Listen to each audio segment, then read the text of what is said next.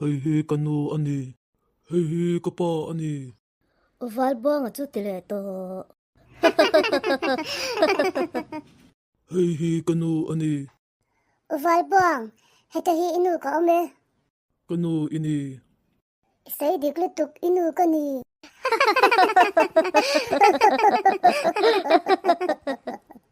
Kay hi ipa ve thung ka ni e. Nang chu kapa ini eh. Ay, salatuk.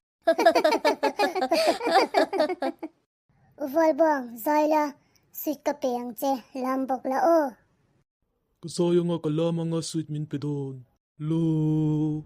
Kauki. Kuple. Ke. Kuple. Ke. Lu. Kauki. Kuple. Ke. Be. Mi. Kale. Nar. Kay. Ano kasutur tumin petorole?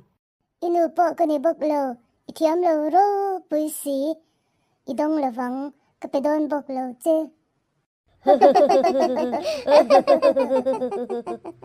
Zay lalam la kape ang che iti ka. Ano kay sweet min pero.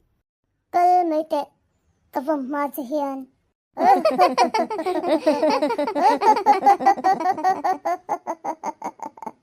Kape ang che iti rang ko. Apa nang talim min pero. Kay hi ipa ka ni chuan. Nang chu bong ni yang.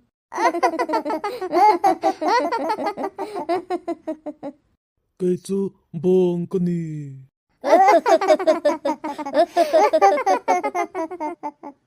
Val buang, mel chapa, bal ro, puisi, val bal, bala, lukhir, shik nga pa, kal may te. Kan ko ayan, uval buang kan ti may, mi pa ngay pazan, lau hi, ve a. No pang le, puitling tamzok te hiyan, an chay nom na chi na. Kakoy tin le, ani. In kwa uval buang ang daw hi, in nay ve em. Ano le apatan ang saydanin, dun ma chuan, mitale fel tak, mitlom ngay thay tak ani amaro chu, kusipuin nat na. Anay talaw, maya akay na sa ema, chutatang chuan, aron pa ngay lo chow tanta ani. At chunga keng ang hi kan chunga po keng thay ve kani Tu tamahi in musit thay kan omlo ani. Uval buang hi chainom na siya to su in chunga po akeng ve thay rang ani Aho mea lo boy su. Ano le apa tanan zay lalam la sweet kape ang che min ti amin pedulaw. Uval buang ka kay man kapeyang che. Tui ti dawin i-aido niya o. Sweet kanay ta eh. Kasaya kalama na sweet kanay ta eh. Tui ti dawa ay tur ani. Sweet kanay eh. Atlum berber ti kanay eh. Sweet chu atlum ani. Nga tinge adu fang re nga hati nga. Asim nun lau mang tahi ani lau ti in shifa ka. Nga tinge musit le di jam taka in lau chay tin. Howe may yu po ni lau ka. Ahaw lau sin. Yang hiyan ve ta ula. Yang hiyan inki ang hiyan midang tin. Ti ve luay ta chula.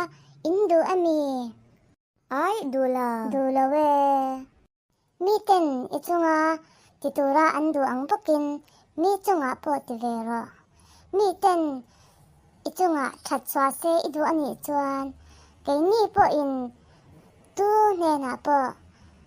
Uval buwa nga te ang nena po. Chat kan chua angayan eh.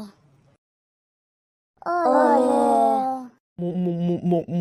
Sweet chu atlum ani. Uval buang sweet kalaw pe ve ang che o. Kalome. Kay po in kalaw pave ang che. Kay pon ka pave don. Tuna chuanin sweet damdo kanay. No pang tao sweet in ay ve du em. Ay Dulaw. Nung main ay vekro. Sweet damdo kanay big. sweet tom to kan nei big big anu le apa ten sweet tom do min pe sweet tom do kan nei big big midang ta chunga kan chatian keima ni zo kan lim thina ni in lim ve ti nem không ai in mình là subscribe lâu dòng sung chuột mình lâu subscribe in trian in sung tên hè nà tê mình lâu shil dar sak turin kaso ma che u IG la ma po follow thai ring ka ni e Mutuin mong chua chua